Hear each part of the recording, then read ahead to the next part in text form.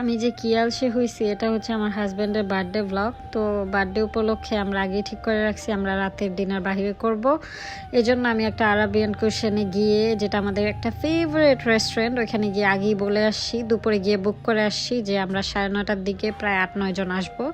তো ওই অনুযায়ী প্ল্যান, বিকালের দিকে আমি, বিকাল না সন্ধ্যার দিকে আমি চলে গেলাম কেক কিনতে। ভাবছিলাম কেক কিনবো না, আমার হাজব্যান্ড বলছে না, কেক কাটাটা ওনার অতটা পছন্দ নয়। তারপরও আমি কিনে নিয়েছি, কারণ আমার ছেলে অনেক জোরাজোরি করতেছিল যে মাম্মি বার্থডেতে তো কেক কাটতে হয়। তো খুব ছোট একটা হচ্ছে তিরামিসু কেক নিয়ে নিলাম, অ্যান্ড ওইখানে শুধু হ্যাপি বার্থডে লিখে দিতে বলছে ওনাকে। আমার ছেলে বলতেছিল মাম্মি ফুল নাও। ভাই বললাম আমার অত রোমান্টিক মন নাই, আমি এখন নিব না, তুমি বড় হয়ে মাম্মিকে কিনে দিও। অ্যান্ড সে রাজি হয়ে গেছে। যাই হোক, এই যে আমি রাতের বেলা রেডি হয়ে গেছি প্রায় 9টার দিকে।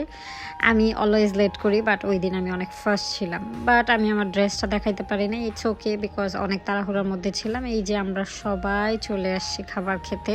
অন্যদিকে আমার হাজব্যান্ড অ্যান্ড আব্বু আলোচনা করতেছিল কি কি অর্ডার দিবে, আর এই ফাঁকে আমরা কেকটা কাইটা নিলাম অর্ডার দেওয়ার পর। আস্তে রিল্যাক্স।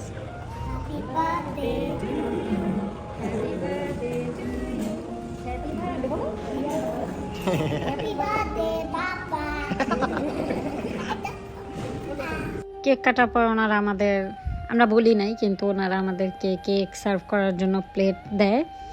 তারপর আমরা সবাই এখানে সবাইকে কেক খাওয়াই দিতেছিলাম। কেকটা অনেক ছোট ছিল, আমরা সবাই ওইখানেই ভাগাভাগি করে প্রায় খেয়ে ফেলছি। অ্যান্ড মাই গড, কেকটা এত মজাদার ছিল, মানে এত ইয়াম্মি ছিল, মনে হইতেছিল কেকটা বেশি ছোট হয়ে গেছে। মানে সবাই একটা স্লাইস করে খাইছি, ওইভাবে বেশি বড় কেক কিনি নাই। কেকটা আসলে অনেক মজা ছিল। অ্যান্ড আমার ভাই বলতেছিল 2 পাউন্ডের কেক কেন আনস নাই। আর অন্যদিকে আমার জামাইটা যে কি ভালো, আমার ছেলেটাকে বসে বসে খাওয়াইতেছে আর আমি ভিডিও করতেছি, আমিও তার একটু খাওয়াই দিতেছিলাম।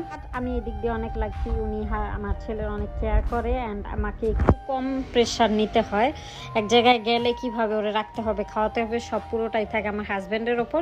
আমি শুধু সাজুগুজু করি, খাওয়া দাওয়া করি, ছবি তুলি, ভিডিও করি, দ্যাটস ইট। অ্যান্ড এই যে আমাদের রাজকীয় খাবার চলে আসছে, খাবারটা দেখতে কত ইয়াম্মি লাগতেছে না? আমরা প্রায় 8 জন ছিলাম, তো একটা 4 জনের প্লেটার নিছি আর 4 জন আলাদা আলাদা নেওয়া হয়েছে। আর আজকে আমরা কেউ গরুর মাংস নিই নেই, সবাই খাসির মাংস এবং খাসির কাবাব নিছিলাম।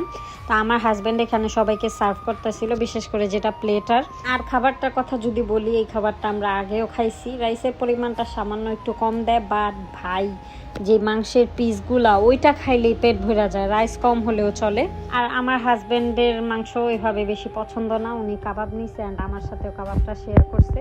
আমরা দুইজনই খাওয়া দাওয়া করতেছিলাম। অন্যদিকে সারফরাজ আম্মুকে খাওয়া কি বললাম, আম্মু সারফরাজকে খাওয়াই দিতেছিল। আর এই যে অ্যাজ ইউজুয়াল এই সব খাবারগুলো আমার জামাই খাইছে, এটা সবসময় আমি ব্লেম করি, কারণ তার খাইতে সবসময় একটু লেট হয়। আমরা সবাই অনেক ফাস্ট, সবার খাওয়া দাওয়া শেষ। এখন একটু কেক ছিল, সারফরাজ ওর ভাগেরটা আর কি কম খাইছে, ও পরে খাবে বলতেছিল, আমি আরও কেক খাবো, এই জন্য ওর ভাগেরটা আমরা নিয়ে নিছি যাতে ও পরের দিন সকালে খেয়ে স্কুলে যেতে পারে। অ্যান্ড সেই দিনটা এত ভালো ছিল যে আমাদের রবিবার ছিল, বন্ধের দিন, তো আমরা সবাই একটু সময় নিয়ে খাওয়া দাওয়া করছি। খাবারটা মোটামুটি মজা ছিল, মানে যারা নতুন খাইছে তাদের ভালো লাগবে না আমি জানি, কিন্তু আমরা খেয়ে অভ্যস্ত অ্যান্ড আমাদের খুবই ভালো লাগছে। মনে হয়েছে অন্যান্য জায়গা থেকে এটাই ভালো। আমাদের বাড়ির আশেপাশে হচ্ছে প্রায় 8-10টা রেস্টুরেন্ট আছে, যেমন KFC, McDonald's and Indian, Pakistani, Malaysian রেস্টুরেন্টগুলো এভাবে খাওয়া হয় না। আমরা পাকিস্তানি এবং KFC, ম্যাকডোনাল্ডস, পিৎজা এগুলো খাই। আর এই যে রাত প্রায় 10টার দিকে আমরা বাসায় চলে আসছি, আমরা বাড়ির কাছে আসি। আপনাদেরকে ফুল ড্রেসের ভিডিওটা দেওয়া হয়নি, মানে রাত হয়ে গেছে, আমি ওইভাবে আমার নিজের ভিডিও করি নেই। তো আশা করি আজকের ব্লগটা আপনাদের ভালো লাগছে। সবাই ভালো থাকবেন, tata, bye bye, see you in next blog.